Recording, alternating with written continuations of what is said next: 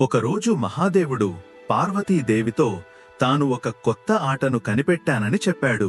ఎక్కడైతే శాశ్వతమైన శాంతి నివసించి ఉంటుందో మరియు కాలం కూడా విశ్రాంతి తీసుకుంటున్నట్లు అనిపిస్తుందో ఆ కైలాస పర్వతం యొక్క వెండి శిఖరంపై శివుడు గాఢమైన ధ్యానంలో మునిగి ఉన్నాడు.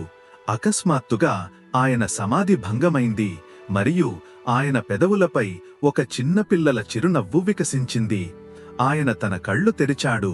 వాటిలో బ్రహ్మాండం యొక్క లోతులు నిండి ఉన్నాయి మరియు తన అర్ధాంగి పార్వతీదేవి వైపు చూశాడు. ఆమె దగ్గరలోని ఒక శిలపై కూర్చుని వికసించిన బ్రహ్మకమలాలను చూస్తోంది. మహాదేవుని స్వరంలో ఒక కొత్త ఉత్సాహం ఉంది. పార్వతీ, ఈరోజు నా మనస్సులో ఒక ఆలోచన వచ్చింది. ఒక కొత్త ఆటకు జన్మనిచ్చిన ఆలోచన. మాత పార్వతి తన మనోహరమైన కళ్ళు పైకెట్టి ఆయన వైపు చూసింది. ఆమె ముఖంలో ఆసక్తి భావం ఉంది. ప్రభూ, మీరు మరియు మీ కొత్త ఆలోచనలు చెప్పండి. ఈరోజు మీరు కనిపెట్టిన ఆట ఏంటి మరియు దానికోసం మీరు ఎందుకు ఇంత ఉత్సాహంగా కనిపిస్తున్నారు? మహాదేవుడు నవ్వి, నేను దీనికి పగడాలాట అని పేరు పెట్టాను. ఇది అదృష్టం, వ్యూహం మరియు సహనం యొక్క ఆట. రా, ఈరోజు మనమిద్దరం ఈ ఆట ఆడదాం. ఎవరి బుద్ధి ఎక్కువ పదునైనతో చూద్దాం. ఆయన అభ్యర్థనపై మాత పార్వతి ఆయనతో పగడాల ఆట ఆడటానికి సిద్ధమైంది. ఆమె ఆట యొక్క పటం పరిచి పాచికలను తన చేతిలో తీసుకుంది. ఆటను మహాదేవుడు కనిపెట్టాడు కాబట్టి ఆయనకు ఆ ఆట యొక్క ప్రతి నియమం మరియు ప్రతి సూక్ష్మభేదం గురించి తెలుసు.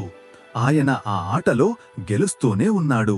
ప్రతి పాచిక ఆయనకు అనుకూలంగా పడుతోంది మరియు ప్రతి ఎత్తు ఆయనను విజయానికి మరింత దగ్గరగా తీసుకువెళుతోంది. మాత పార్వతి కొంతసేపు ఆటను ఆస్వాదించింది. కాని మహాదేవుడు ప్రతి ఆట గెలుస్తున్నాడని చూసినప్పుడు ఆమె ముఖంలో కొద్దిగా నిరాశ కనపడింది. చివరికి మాత పార్వతి శివునితో అంది, స్వామి, ఇది సరైనది కాదు. ఈ ఆటను మీరు కనిపెట్టారు. దీని రహస్యాలన్నీ మీకు తెలుసు. అందుకే మీరు ఈ ఆటను చాలా తేలికగా గెలుస్తున్నారు. ఇది అన్యాయం. ఆట యొక్క నిజమైన ఆనందం నియమాలు అందరికీ సమానంగా ఉన్నప్పుడు మరియు ఇరుపక్షాలకు గెలవడానికి సమాన అవకాశం ఉన్నప్పుడు ఉంటుంది. కానీ ఆటకు కొన్ని నియమాలు కూడా ఉంటాయి. మీరు ఆట నియమాలను తయారు చెయ్యండి. అలాంటి నియమాలు మన ఇద్దరికీ సమానంగా వర్తిస్తాయి. ఆ తర్వాత చూడండి, నేను మీకు ఒక్క ఆట కూడా గెలవడానికి అవకాశమివ్వను. తన ప్రియమైన పార్వతిని ఏడిపించే ఏ అవకాశాన్ని వదలని మహాదేవుడు ఆమె సవాలు విని గట్టిగా నవ్వాడు. సరే పార్వతి, నీ ఈ కోరిక కూడా నెరవేరుతుంది. ఇప్పుడు మనం ఈ ఆట నియమాలను తయారు చేద్దాం. ఆయన క్షణం ఆలోచించి తర్వాత అన్నాడు, నేను నీకు ఈ ఆట యొక్క కొన్ని నియమాలను చెబుతాను. నియమాలు సరళంగా ఉంటాయి కానీ కఠినంగా ఉంటాయి. ఒక్కొక్కటిగా అన్ని పందెంలో పెట్టబడతాయి మరియు ఓడిపోయిన వారు తమ వస్తువులన్నిటినీ, తమ సర్వస్వాన్ని గెలిచిన వారికి అప్పగించాలి. చూద్దాం ఈ రోజు ఆట ఎవరు గెలుస్తారో. మహాదేవుడు పగడాలాట యొక్క కొత్త కఠినమైన నియమాలను తయారు చేశాడు. మరోసారి పగడాలాట మొదలైంది. ఈసారి ఆట గతి మారింది. శక్తి మరియు బుద్ధికి దేవత అయిన మాత పార్వతి ఇప్పుడు పూర్తి ఏకాగ్రత మరియు నైపుణ్యంతో ఆడుతోంది. ఈసారి మాత పార్వతి పదే పదే గెలవడం ప్రారంభించింది. ఒక్కొక్కటిగా శివుడు తనన్ని కోల్పోవడం ప్రారంభించాడు. మొదట తన త్రిశూలాన్ని కోల్పోయాడు, తరువాత ఢమరుకాన్ని, తరువాత మెడలో చుట్టుకున్న వాసుకి అనే సర్పాన్ని. ఆట కొనసాగింది మరియు ఆయన తన పులి చర్మాన్ని, తన గణాలను, చివరకు తన ప్రియమైన నందిని కూడా కోల్పోయాడు. చివరికి చివరి పందెంలో ఆయన కైలాస పర్వతాన్నే పందెంలో పెట్టాడు మరియు ఆ పందెం కూడా ఓడిపోయాడు. కొద్ది సమయంలోనే శివుడు తన సర్వస్వాన్ని కోల్పోయాడు. మాతా పార్వతి విజయ గర్వంతో నవ్వుతూ అంది, చూశారా స్వామి, నేను చెప్పలేదా? నియమాలు ఏర్పడిన తరువాత నేను మిమ్మల్ని ఓడించాను. శివుడు ఒక లోతైన శ్వాస తీసుకుని నిలబడ్డాడు. ఆయన ముఖంలో నిరాశభావం ఉంది. అది నిజానికి ఆయన దివ్య లీలలో ఒక భాగం. అవును పార్వతీ, నువ్వు గెలిచావు. ఇప్పుడు నేను సర్వస్వం కోల్పోయాను. నా దగ్గర ఇప్పుడు ఏమీ మిగలలేదు. అందుకే కైలాస పర్వతంపై నేను ఉండటంలో ఇప్పుడు అర్థం లేదు. ఇప్పుడు నేను కైలాసాన్ని కూడా ఓడిపోయాను. కాబట్టి ఇప్పుడు ఆట నియమం ప్రకారం నేను ఇక్కడి నుండి వెళ్ళిపోతున్నాను. ఇది విని మాతా పార్వతి హృదయం కంపించింది. ఆమె విజయ గర్వపు నవ్వు ఆందోళనగా మారింది. స్వామి, ఇది ఒక ఆట మాత్రమే. మీరు దీనిని ఇంత లోతుగా ఎందుకు తీసుకుంటున్నారు? ఇది మన ప్రేమపూర్వక పరిహాసం. ఇలా మీరు నన్ను మరియు ఈ కైలాసాన్ని వదిలి ఎలా వెళ్ళిపోగలరు? శివుడు గంభీరంగా నటిస్తూ అన్నాడు. పార్వతీ, నువ్వే కదా నన్ను ఆట నియమాలను తయారు చేయమని అడిగావు. మరియు నియమం ప్రకారం ఓడిపోయిన వారు తమ సర్వస్వాన్ని త్యజించి వెళ్ళాలి. నేను నియమాలను తయారు చేశాను కాబట్టి వాటిని పాటించాల్సింది కూడా నేనే. అందుకే ఇప్పుడు నేను ఇక్కడి నుండి వెళ్ళిపోతున్నాను. స్వామి, వినండి. స్వామి! మాతా పార్వతి ఆయనను పిలుస్తూనే ఉంది. కాని శివుడు ఆమె మాట వినలేదు. ఆయన ఆమెపై అలిగినట్టు నటిస్తూ తన సర్వస్వాన్ని త్యజించి కైలాసం యొక్క మంచు శిఖరాల నుండి దిగి గంగానది తీరానికి వెళ్ళిపోయాడు. కొద్దిసేపటి తరువాత కార్తికేయుడు కైలాసానికి తిరిగి వచ్చినప్పుడు తన తల్లిని విచారంగా మరియు ఆందోళనగా చూశాడు.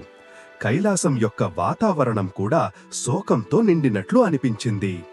ఆయన శివుని గురించి అడిగినప్పుడు మాతా పార్వతి ఏడుస్తూ జరిగినదంతా చెప్పింది. ఇది విని కార్తికేయునికి చాలా దుఃఖం కలిగింది మరియు ఆయన వెంటనే తన తండ్రిని వెతకడానికి బయలుదేరాడు. ఇప్పుడు మహదేవుడు వెళ్ళిపోయాడు మరియు కార్తికేయుడు కూడా. కాబట్టి మాతా పార్వతి మరింత ఆందోళనకు గురయ్యింది. చిన్న బాలుడైన గణేశునికి తన తల్లి ఆందోళన చూడలేకపోయాడు. ఆయన తన తల్లి దగ్గరకు వెళ్లి ఆమెను ఓదార్చాడు. అమ్మా, మీరు ఆందోళన చెందకండి. నేను తండ్రిగారిని వెతికి తీసుకువస్తాను అని చెప్పి గణేశుడు కూడా శివుడిని వెతకడానికి బయలుదేరాడు. శివుడు ఆయనకు హరిద్వార్లో గంగా పవిత్ర తీరంలో కార్తికేయ స్వామితో కలిసి తిరుగుతూ కనిపించాడు. ఆయనతో పాటు సృష్టి యొక్క పాలకుడైన విష్ణుమూర్తి కూడా ఉన్నాడు. ఆయన మహదేవుని ఈ లీలలో ఆయనకు తోడుగా ఉన్నాడు.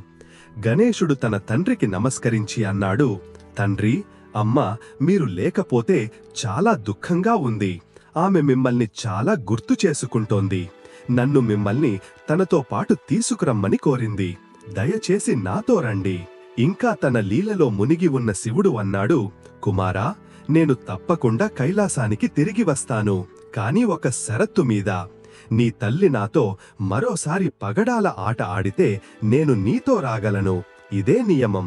నేను నా సర్వస్వాన్ని ఆటలో కోల్పోయాను. దానిని తిరిగి పొందడానికి మరోసారి ఆట ఆడాలి కదా కుమారా? సరే తండ్రి, నేను మీ ఈ సందేశాన్ని అమ్మకు చెబుతాను. గణేశుడు కైలాసానికి తిరిగి వచ్చి మహదేవుని సందేశాన్ని మాతా పార్వతికి చెప్పాడు. మాతా పార్వతి మహదేవుని ప్రతిపాదనను వెంటనే అంగీకరించింది. ఆమె తన స్వామిని తిరిగి పొందడానికి ఏదైనా చెయ్యడానికి సిద్ధంగా ఉంది. ఆట కోసం మళ్లీ సన్నాహాలు జరిగాయి. మహదేవుడు కైలాసానికి తిరిగి వచ్చాడు. ఇప్పుడు శంకరుడు తన సర్వస్వాన్ని కోల్పోయాడు. కాబట్టి మాతా పార్వతి ఆయనను ఆటలో ఇప్పుడు మీ దగ్గర ఏముంది అని అడిగింది.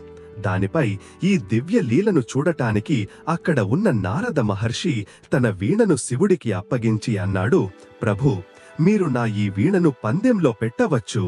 ఈసారి ఆటలో ఒక రహస్య ప్రణాళిక ఉంది. ఈ ఆటలో విష్ణుమూర్తి శివుని కోరిక మేరకు పాచికల రూపం ధరించాడు. కాని ఈ విషయం మాతా పార్వతికి తెలియదు. ఇప్పుడు ఆటలో భోళా శంకరుడు ప్రతిసారి గెలవడం ప్రారంభించాడు.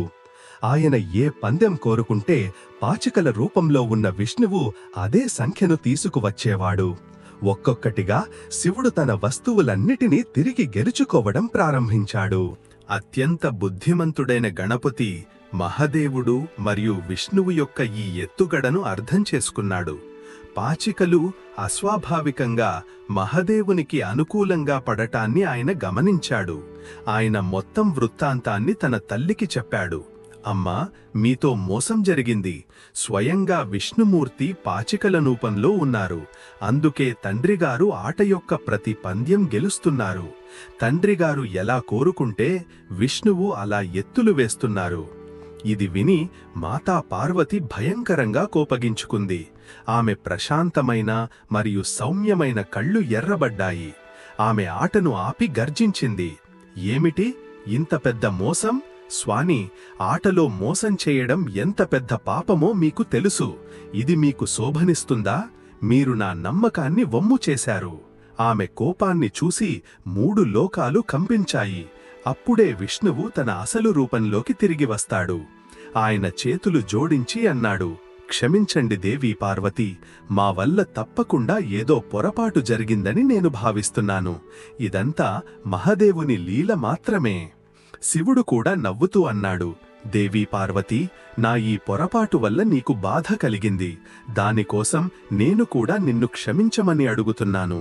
నేను కేవలం పరిహాసంగా అన్నాను. కాని విషయం ఇంత దూరం వెళ్తుందని నేను ఊహించలేదు. విష్ణువు మరియు నారద మహర్షి కేవలం నేను చెప్పినట్లే ప్రవర్తించారు. ఇందులో వారి తప్పు ఏమీ లేదు.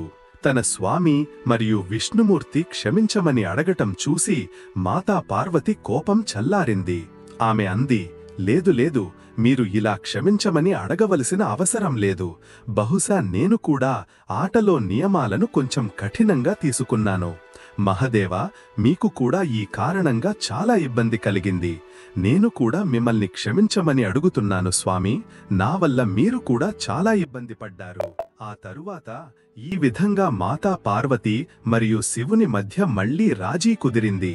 వారు ఒకరినొకరు క్షమించుకున్నారు మరియు కైలాస పర్వతంపై మళ్లీ ఆనందం మరియు ఉల్లాసం యొక్క వాతావరణం నెలకొంది. నిజానికి భార్యాభర్తల సంబంధం ఇలాంటిదే. కొన్నిసార్లు పుల్లని, తీపి మనస్పర్ధలు వారి ప్రేమతో నిండిన సంబంధాన్ని మరింత బలపరుస్తాయి. ఒకసారి మాటల మధ్యలో మాతా పార్వతి శివునితో దాగుడులూతలు ఆడాలనే తన కోరికను వ్యక్తపరిచింది. అది ఒక ఆహ్లాదకరమైన రోజు. కైలాస పర్వతంపై చల్లని, మందమైన గాలి వీస్తోంది మరియు వాతావరణం అత్యంత మనోహరంగా ఉంది. రండి ప్రభూ, పార్వతీదేవి అంది. ఎంతకాలం నుండి మనమిద్దరం ఏ క్రీడ ఆడలేదు. మనం ఈ రోజు ఏదైనా ఆట ఆడదాం. ఈ రోజు వాతావరణం ఎంత అందంగా ఉంది. కైలాస పర్వతంపై చల్లని గాలుల తాకిడి ఎంత మనోహరంగా ఉంది. ధ్యానం నుండి లేచిన శివుడు అంగీకరించాడు. అవును, వాతావరణం చాలా ఆహ్లాదకరంగా మరియు మనోహరంగా ఉంది. కాని మనం ఏ క్రీడ ఆడతాం? ఇప్పుడు నువ్వే చెప్పు, మనం ఏమాట ఆడదామో? పార్వతీదేవి కళ్లలో చిలిపితనం మెరిసింది. మనం దాగుడుమూతలెందుకు వాడకూడదు? ఎంతకాలం నుండి మనం దాగుడుమూతలు ఆడలేదు. కాని మొదట కళ్లకు గంతలు నేను కట్టుకుంటాను. తద్వారా నేను మిమ్మల్ని త్వరగా కనుక్కోగలను. సరే దేవీ పార్వతి, నీ ఇష్టం. శివుడు నవ్వుతూ తన సమ్మతిని తెలిపాడు.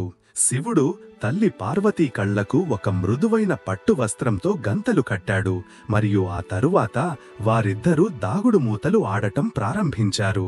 శివుడు చంచలంగా అన్నాడు, రా పార్వతి, నన్ను వెతుకు. చెప్పు, నేను ఎక్కడున్నానో? పార్వతీదేవి నవ్వుతూ సమాధానమిచ్చింది, కొద్దిసేపు ఆగండి స్వామి, నేను మిమ్మల్ని పట్టుకునే చూపిస్తాను. నేను మీ స్వరం వస్తున్న దిశలో వస్తున్నాను. నేనైతే ఇక్కడున్నాను. నువ్వు ఎక్కడ వెతుకుతున్నావు? శివుడు తన స్థానం మారుస్తూ అన్నాడు. అంతే అంతే, కొద్దిసేపు వేచి ఉండండి, నేను మిమ్మల్ని పట్టుకోబోతున్నాను. శివుడు అమాయకుడు. తన ప్రియమైన ఢమరుకం యొక్క మంత్రమైన ధ్వనిని తల్లి పార్వతి బాగా గుర్తిస్తుందని ఆయనకు తెలియదు. ఆమె ఆ ధ్వనిని అనుసరిస్తూ వెళ్లి కొద్ది క్షణాల్లోనే ఒక పెద్ద మంచు శిల వెనుక దాక్కున్న శివుడిని పట్టుకుంది. చూసారా స్వామి, నేను మిమ్మల్ని పట్టుకున్నాను. ఆమె ఉల్లాసంగా అంది. శివుడు ఆశ్చర్యపోయాడు. కాని నేను ఆ శిఖరం వెనుక దాక్కున్నానని నీకెలా తెలిసింది? పార్వతీదేవి రహస్యాన్ని విప్పుతూ అంది. మిమ్మల్ని వెతకడంలో మీ ప్రియమైన ఢమరుకం నాకు సహాయం చేసింది. మీ ఢమరుకం శబ్దం వస్తున్న దిశలోనే నేను మిమ్మల్ని వెతికి పట్టుకున్నాను. ఇప్పుడు మీరు మీ కళ్లకు గంతలు కట్టుకోండి. ఇప్పుడు మీ వంతు. సరే దేవి, శివుడు ఆత్మవిశ్వాసంతో అన్నాడు. నేనైతే నిన్ను చిటికలో పట్టుకుంటాను. అలాగా? చూద్దాం, పార్వతీదేవి సవాలు చేసింది. తల్లి పార్వతి మరియు శివుడు మరోసారి దాగుడుమూతల ఆట ప్రారంభించారు. ఇప్పుడు శివుని కళ్లకు గంతలు కట్టి ఉన్నాయి మరియు ఆయన తల్లి పార్వతిని వెతుకుతున్నాడు. తల్లి పార్వతి పదే పదే శివుని దగ్గరకు వచ్చి ఆయనపై పూల వర్షం కురిపించి తరువాత మాయమయ్యేది. శివుడు ఆమెను పట్టుకోవడానికి ప్రయత్నిస్తే ఆమె మళ్లీ మాయమయ్యేది. ప్రభూ, ప్రభూ, ఇటువైపు, ఇక్కడ, నేనైతే ఇక్కడున్నాను, మీరటు ఎక్కడికి వెళ్లుతున్నారు? ఆమె నవ్వు కైలాసం లోయలలో ప్రతిధ్వనించింది. శివుడు మనసులోనే అనుకున్నాడు, దేవి పార్వతిని పట్టుకోవడం చాలా అసాధ్యంగా ఉంది. ఇప్పుడు ఏం చెయ్యాలి? ఆట కూడా ఆడాలి కదా. అప్పుడే శివునికి బాలుడైన గణేశుని స్వరం వినిపించింది. గణేశ, కుమారా, గణేశ, కాస్త ఇటురా. గణేశుడు ఆడుకుంటూ అక్కడికి వచ్చి తన తండ్రిని చూసి ఆశ్చర్యపోయాడు. తండ్రి, మీ కళ్లకు గంతలెలా కట్టి ఉన్నాయి? నీ తల్లి మరియు నేను దాగుడుమూతలు ఆడుతున్నాము, శివుడు వివరించాడు. నా కళ్లకు గంతలు కట్టి ఉన్నాయి మరియు నేను నీ తల్లిని వెతకాలి. నువ్వు ఇందులో నాకు సహాయం చేయగలవా? కాస్త చూసి చెప్పు, నీ తల్లి ఏ దిశలో దాక్కుందో నేను ఆమెను పట్టుకుంటాను. గణేశుడు గంభీరంగా సమాధానమిచ్చాడు. తండ్రి, నేను మీకు సహాయం చేస్తే అమ్మ నాపై కోపగించుకుంటుంది, మరియు అయినా ఇది ఆటలో మోసం కదా. నేను మీ ఈ మోసంలో ఎందుకు సహాయం చెయ్యాలి? లేదు లేదు తండ్రి, నేను మీ ఈ పనిలో ఏ సహాయం చెయ్యలేను. ఈ ఆట మీరు స్వయంగానే ఆడాలి. నేను వెళుతున్నాను. కార్తికేయ అన్నయ్య నా కోసం ఎదురు చూస్తున్నాడు. మేమిద్దరం విహారానికి వెళుతున్నాము. అరే అరే కుమార గణేశ, విను. కాని గణేశుడు వెళ్ళిపోయాడు. ఇప్పుడు ఏం చెయ్యాలి? నేను పార్వతిని ఎలా వెతకాలి? అప్పుడే తల్లి పార్వతి శివుణ్ణి పిలుస్తుంది. ఏమైంది స్వామి? కుమారుడు గణేశుడు మీకు సహాయం చేయలేదా? నేనైతే మీ ముందే నిలబడి ఉన్నాను, ఇటు, ఇక్కడ. శివుడు తల్లి పార్వతిని పట్టుకోవడానికి ప్రయత్నించేవాడు, కాని ప్రతిసారి విఫలమయ్యేవాడు. ఒకసారి ఆయన ఎవరినో పట్టుకుని అన్నాడు, పట్టుకున్నాను. హరే ప్రభూ, ఇది నేను, నంది. తల్లి పార్వతి అయితే అటువైపు ఉన్నారు, మీరు నన్ను పట్టుకున్నారు, నంది అన్నాడు. శివుడు సిగ్గుపడుతూ అన్నాడు, అవును అవును, సరే. ఈ గంతలతో చూడటానికి నాకు చాలా అసౌకర్యంగా ఉంది. నా సమస్త ఇంద్రియాలు కూడా పనిచేయడం లేదు. నేను నా శక్తులతో దేవి పార్వతిని చూడలేకపోతున్నాను. పార్వతీదేవి అంది, స్వామి, నా చేతులతో కట్టిన ఈ గంతలు మీ కళ్లపై ఉన్నంత వరకు మీకు కనిపించదు. మీరు నన్ను ఇలాగే వెతకాలి, నా స్వరం వస్తున్న దిశలో. ఇక్కడ శివుడు చాలాసేపు తల్లి పార్వతిని పట్టుకోవడానికి ప్రయత్నిస్తూ ఉన్నాడు, కాని ప్రతిసారి ఆయన విఫలమయ్యాడు. ఇప్పుడు ఆయన దగ్గర ఒకే ఒక మార్గముంది. దానితో ఆయన తల్లి పార్వతిని పట్టుకోగలడు. ఆయన ఒక ఉపాయం ఆలోచించాడు. నేను కింద పడినట్లు నటిస్తాను. దేవి పార్వతి నా స్వరం విని తప్పకుండా ఇక్కడికి వస్తుంది మరియు నేను ఆమెను పట్టుకుంటాను. ఇలా ఆలోచించి ఆయన గట్టిగా అరిచాడు. ఆ పార్వతీ అని నేలపై పడిపోయాడు. ఏమైంది స్వామి? మీకు దెబ్బ తగలలేదు కదా? పార్వతీదేవి స్వరం వినిపించింది మరియు ఎవరో ఆయనకు ఆసరా ఇచ్చారు. నాకు ఏమీ కాలేదు, కాని నేను నిన్ను పట్టుకున్నాను, నేను గెలిచాను, శివుడు విజయ గర్వంతో అన్నాడు. లేదు లేదు స్వామి, ఇప్పుడే మీ కళ్ళ నుండి గంతలు తీయకండి, ఇంకా ఆట ముగియలేదు. మీరు ఆటలో మోసం చేయగలిగితే నేను కూడా మీతో మోసం చేయగలను కదా. మీరు పట్టుకున్నది అది నా మాయ, నేనైతే ఎక్కడ దాక్కున్నాను? శివుడు కింద పడినట్లు నటిస్తున్నాడని తల్లి పార్వతికి తెలుసు. అందుకే ఆమె తన శక్తితో తనలాంటి రూపాన్ని సృష్టించి గట్టిగా నవ్వింది. కొంతసేపు ఈ దాగుడుమూతల ఆట కొనసాగింది. శివునికి మరో ఉపాయం తట్టింది. ఆయన చాలా గంభీరమైన స్వరంతో చెప్పడం ప్రారంభించాడు. దేవీ పార్వతి, నేను ఆలోచిస్తున్నాను. నేను నిన్ను వెతకడంలో విఫలమవుతున్నాను. ఇప్పుడు ఈ ఆట ఇలాగే కొనసాగితే నేను నీ గురించి అనుకున్నది అసంపూర్ణంగా మిగిలిపోతుంది. ఈరోజు నేను నిన్ను ఎక్కడికో తీసుకువెళ్లబోతున్నాను. శివుని నోటి నుండి ఇలాంటి మాటలు విని మాతా పార్వతి ఉండలేకపోయింది. ఇప్పుడు ఆమె శివుని చుట్టూనే తిరగడం ప్రారంభించింది. మీరు నన్ను ఎక్కడికి తీసుకువెళ్లబోతున్నారు ప్రభూ? తీసుకువెళ్లబోతున్నాను, కాని ఇప్పుడైతే నేను నిన్ను పట్టుకోలేకపోతున్నాను. ఇప్పుడు ఈ ఆట ముగిసే వరకు మనం ఈరోజు ఎక్కడికి వెళ్లబోతున్నామో చెప్పడంలో ప్రయోజనమేముంది? చెప్పండి ప్రభూ, నా మనసులో చాలా ఉత్సుకత కలుగుతోంది. మనం ఎక్కడికి వెళ్ళబోతున్నాం? శివుడు అన్నాడు. ఇప్పుడు మీరు ఇంత దూరం నుండి నాతో సంభాషిస్తే నేను ఎలా చెప్పగలను? తల్లి పార్వతి ఇంకా దాగుడుమూతల ఆట నడుస్తోందని మర్చిపోయింది. శివుడు ఆమెను తన మాటల్లో ఇరికించాడు. మరియు ఆమె దగ్గరకు రాగానే అంతే, తల్లి పార్వతి పట్టుబడింది. ఇదిగో మిమ్మల్ని పట్టుకున్నాను, శివుడు ఉల్లాసంగా అన్నాడు. అలాగా? అంటే మీరు నన్ను పట్టుకోవడానికి కావాలనే నన్ను మాటల్లో ఇరికిస్తున్నారా? వెళ్ళండి ప్రభూ, నేను మీతో మాట్లాడను. పార్వతీదేవి అలిగినట్లు నటించింది. శివుడు తన కళ్ల నుండి గంతలు తీశాడు. తల్లి పార్వతికి కోపం వచ్చిందని ఆయనకు అర్థమైంది. ఇప్పుడు ఆయన దగ్గర తల్లి పార్వతిని బుజ్జగించడానికి ఒకే ఒక్క మార్గముంది. సరేలే, నువ్వే గెలిచావు, నేను ఓడిపోయాను, ఆయన లొంగిపోతూ అన్నాడు. అయినా నేననుకుంటున్నాను, ఈ రోజు మనం స్వర్గ విహారానికి ఎందుకు వెళ్ళకూడదు? చాలా రోజుల నుండి మనం ఏ విహారానికి వెళ్ళలేదు. విహారానికా? పార్వతీదేవి కోపం వెంటనే మాయమైపోయింది. సరే, అయితే నేను ఇప్పుడే తయారై వస్తాను. అంతే, మహదేవుడు మరియు మాతా పార్వతి మధ్య రాజీ కుదిరింది. మరియు వారిద్దరూ స్వర్గ విహారానికి బయలుదేరారు. నిజమే కదా, భార్యాభర్తల సంబంధం ఇలాంటిదే. ఒక క్షణంలో పొల్లని తీపి గొడవలు ఉంటాయి, మరో క్షణంలో ఒకరిపై ఒకరికి అపారమైన ప్రేమ పొంగుకొస్తుంది. అందుకే ఈ బంధాన్ని 7 జన్మల బంధమంటారు. ఒకానొకప్పుడు శ్రీపురం అనే గ్రామంలో రామేశ్వర్ అనే బ్రాహ్మణుడు తన వృద్ధురాలైన తల్లితో నివసించేవాడు.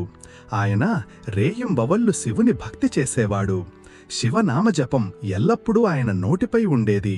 ఓం నమః శివాయ, ఓం నమః శివాయ, ఓం నమః శివాయ. రామేశ్వర్ తల్లి తరచుగా అనేవారు, రామేశ్వర్ కొడుకా, ఈరోజు కూడా నువ్వు నన్ను లేపలేదు. నువ్వే లేచి ఇంటి పనులన్నీ చేసేశావు, పాయసం కూడా చేసి నైవేద్యం పెట్టేశావుగా. రామేశ్వర్ నవ్వి, అవునమ్మా, నేను త్వరగా పనులు చేసి పాయసం చేద్దామని అనుకున్నాను. శివుడు కూడా పాయసం కోసం ఎదురుచూస్తూ ఉంటాడు. ఇదిగో నైవేద్యం పెట్టిన పాయసం తిని ఎలా ఉందా చెప్పు. ఆమె తల్లి పాయసం రుచి చూసి అనేవారు, రామేశ్వర్ కొడుకా, ఈ పాయసాన్ని నువ్వు చిన్నప్పటి నుండి శివుడికి పెడుతూ వస్తున్నావు. మీ నాన్న బ్రతికి ఉన్నప్పుడు ఆయన ప్రసాదంగా పాయసం పెట్టేవారు. మరియు ఆయన పోయిన తర్వాత నువ్వు ఈ నియమాన్ని పెట్టుకున్నావు. నీ పాయసం చాలా రుచిగా ఉంటుంది కొడుకా. మరియు నాకు తెలుసు, శివుడు కూడా నీ చేతి పాయసం తినడానికి ఎదురు చూస్తూ ఉంటాడు. అందుకే నేను ఉదయాన్నే త్వరగా లేచి మొదట పాయసమే చేస్తాను.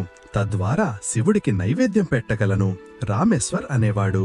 రామేశ్వర్కు ఇది అచంచలమైన నియమం.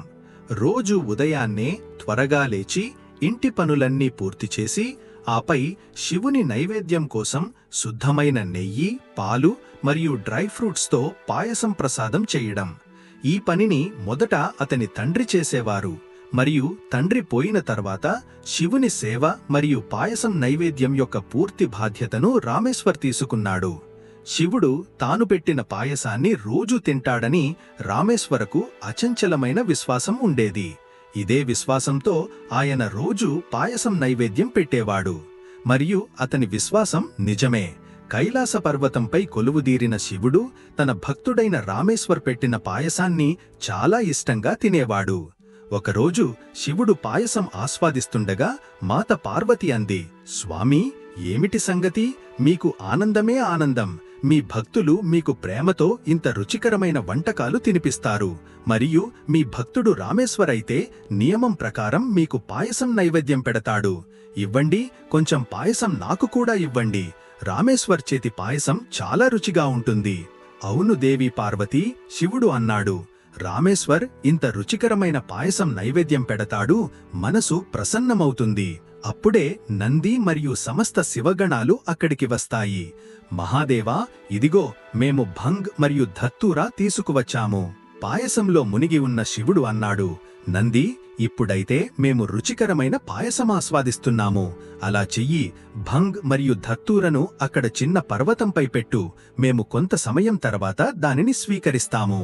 ఇది విని శివగణాల ముఖాలు వాడిపోయాయి. నంది నెమ్మదిగా భైరవునితో అన్నాడు, అరే, మహాదేవుడు మనవైపు తన్నెత్తి కూడా చూడటం లేదు.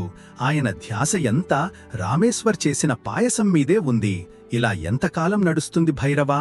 భైరవుడు అన్నాడు, అవును, నేను కూడా అదే చూస్తున్నాను. ఇంత ప్రేమతో మనం భంగ్ మరియు ధత్తూర నూరి తీసుకువస్తే మహాదేవుడు మనల్ని దానిని పక్కన పెట్టమని చెప్పారు. మరో గణుడు శృంగి అన్నాడు, అరే లేదు అలాంటిదేమీ కాదు, మహాదేవుడు దానిని అక్కడ పెట్టమని కొంతసేపటి తర్వాత స్వీకరిస్తానని చెప్పారు. మహాదేవుడు రోజు రామేశ్వర్ నైవేద్యం పెట్టిన పాయసాన్ని చాలా ఇష్టంగా తింటాడు. నంది అన్నాడు, నేను చాలాసార్లు అనుకుంటాను, రామేశ్వర్ పాయసంలో ఏముందని. భోలానాథుడు మొదట దానినే తింటాడు, ఆ తర్వాత మరే వైపు ఆయన దృష్టి వెళ్లదు. అందుకే మనం భంగ్ ధత్తూరా తీసుకువస్తే ఆయన చూడకుండానే దానిని పక్కన పెట్టమని చెప్పారు. అవును, నువ్వు చెప్పేది నిజమే భైరవా, నంది అన్నాడు.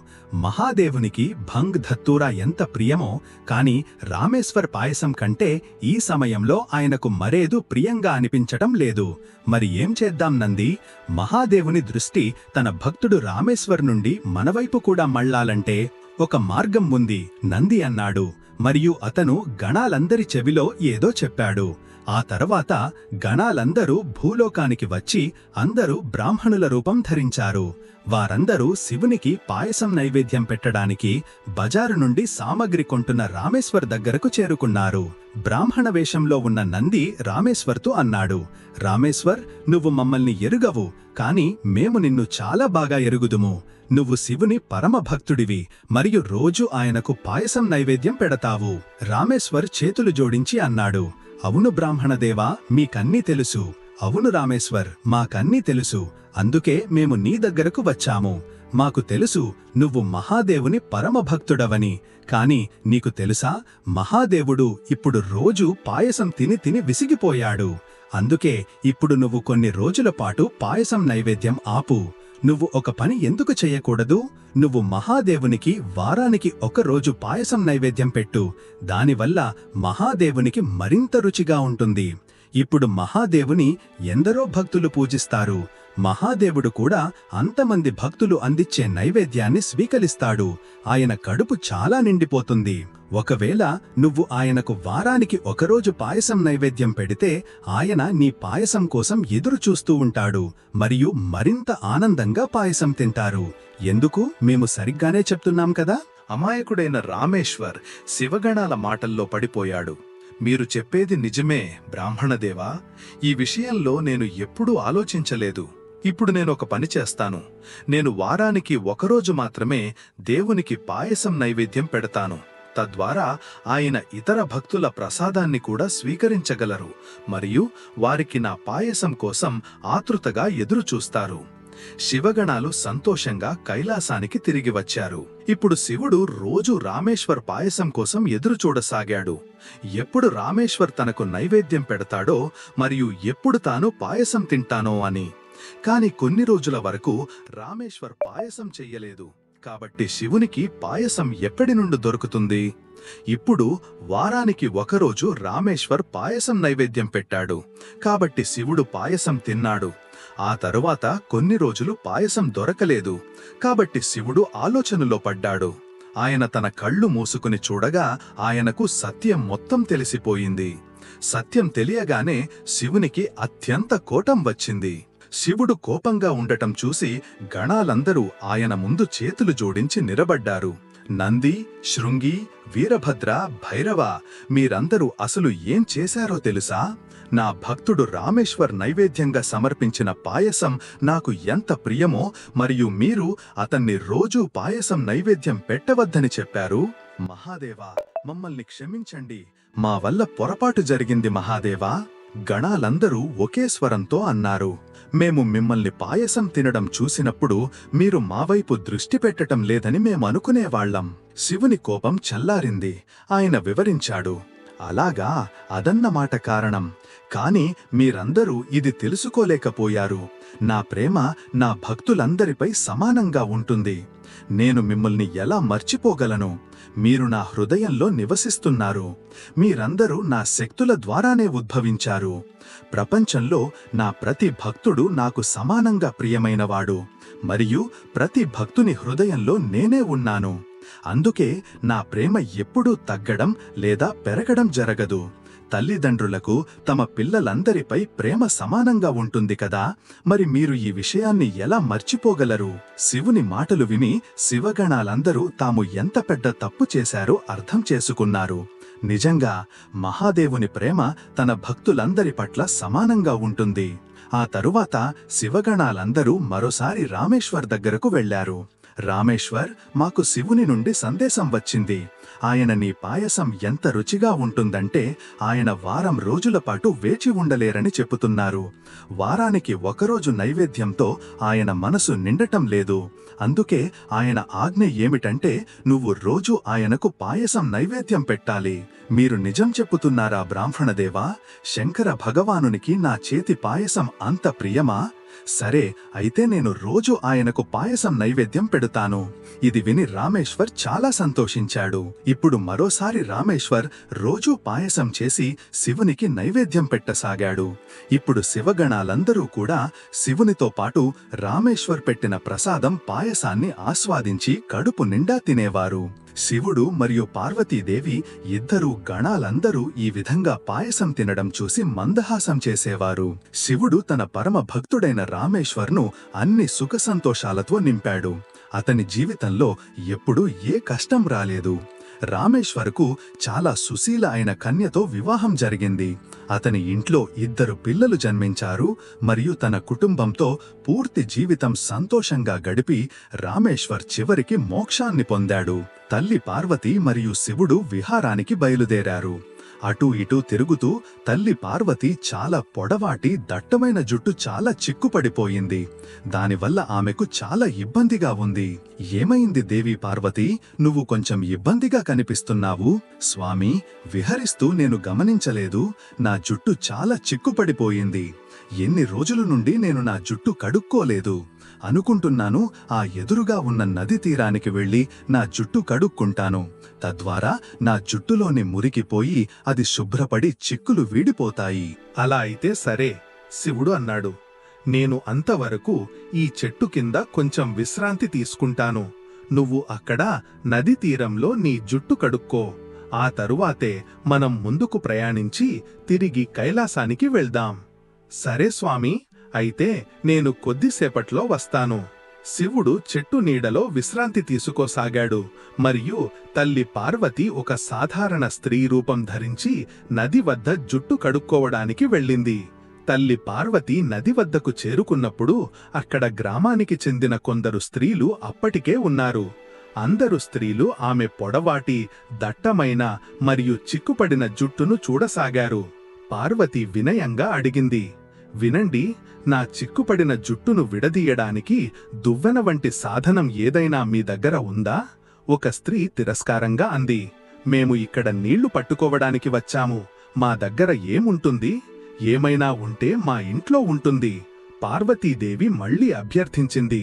అయితే మీరు నాకు సహాయం చెయ్యగలరా? నా జుట్టును విడదీయడానికి నాకు ఎవరిదైనా సహాయం కావాలి. మీలో ఎవరైనా నా జుట్టును విడదీస్తారా? రెండో స్త్రీ ముఖం చిట్లించి అంది, మేము నీ జుట్టు ఎందుకు విడదీస్తాం? మేము అలా ఎవరి జుట్టును ముట్టుకోము. మేము స్నానం చేసి ఇంటికి వెళ్లి వంట తయారు చెయ్యాలి. మా బట్టలపై వెంట్రుకలు పడితే మేము మళ్లీ స్నానం చెయ్యాల్సి వస్తుంది మరియు అంత సమయం మా దగ్గర లేదు.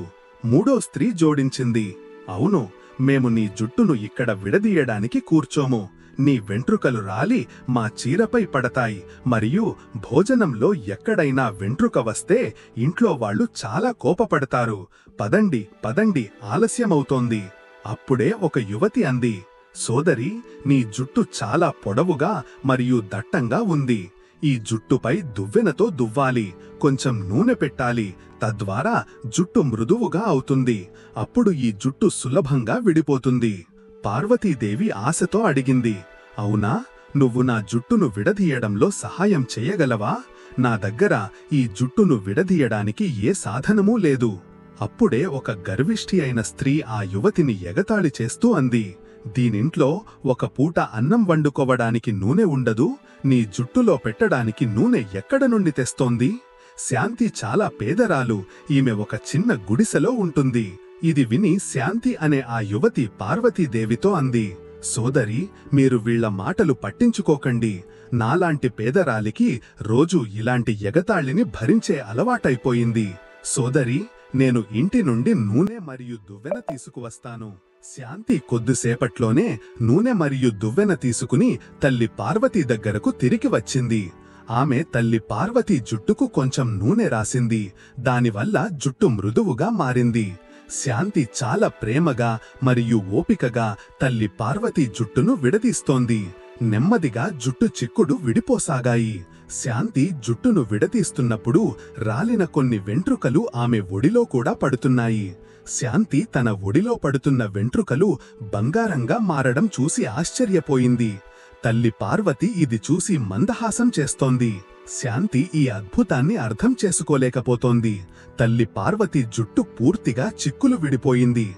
దట్టమైన, పొడవాటి, అందమైన జుట్టు. కాని ఆ వెంట్రుకలు ఎందుకు బంగారంగా మారాయో దాని రహస్యం శాంతి తెలుసుకోవాలనుకుంది. అకస్మాత్తుగా దువ్వెనతో దువ్వుతుండగా శాంతికి తల్లి పార్వతీ తలలో పూర్తి బ్రహ్మాండం కనిపించింది. మరియు తల్లి పార్వతి తన సాక్షాత్ రూపంలోకి వచ్చింది. తల్లి పార్వతి, మీరు మరియు ఒక సాధారణ స్త్రీ వేషంలో? శాంతి ఆశ్చర్యం మరియు భక్తితో కంపించిపోతూ ఆమె పాదాలపై పడింది. అవును బిడ్డా, నేను నీ సొంత తల్లి పార్వతిని. నువ్వు నా జుట్టును ఎంత చక్కగా విడదీశావు. నువ్వు చాలా దయగలదానివి మరియు అందరికీ సహాయం చేసేదానివి. అందుకే నేను నీ పట్ల చాలా ప్రసన్నురాలినయ్యాను బిడ్డా. ఎవరైతే ఎల్లప్పుడూ ఇతరులకు సహాయం చేస్తారో వారిపై నేను ప్రసన్నురాలనవుతాను మరియు నా కృపను కురిపిస్తాను. నా ఈ వెంట్రుకలు నీ ఒడిలో ఉన్నవి ఇప్పుడు బంగారంగా మారాయి. ఇప్పుడు నువ్వు ఈ బంగారాన్ని అమ్మి నీ జీవితాన్ని సుఖమయం చేసుకో. నా ఆశీర్వాదంతో నీ ఇంట్లో ఇప్పుడు ధన సంపదలకు ఎప్పుడూ కొరత ఉండదు. సదా సంతోషంగా ఉండు. ఓ దేవీమాత, నీకు సదా జయమగుగాక. జై మా పార్వతి, జై మా పార్వతి. ఆ తరువాత తల్లి పార్వతి అక్కడ నుండి అంతర్ధానమై శివుని దగ్గరకు తిరిగి వస్తుంది. తన ఉదార మరియు దయగల స్వభావం కారణంగా శాంతి అదృష్టం మారిపోయింది మరియు తల్లి పార్వతి ఆశీర్వాదంతో ఆమె జీవితం సుఖసమృద్ధులతో నిండిపోయింది. ఈ కథ మనకు ఎల్లప్పుడూ ఇతరులకు సహాయం చెయ్యాలని బోధిస్తుంది. ఎందుకంటే అలా చెయ్యడం వల్ల భగవంతుడు ఎల్లప్పుడూ మనపై ప్రసన్నుడై ఉంటాడు మరియు ఆయన ఆశీర్వాదం కూడా మనపై ఉంటుంది.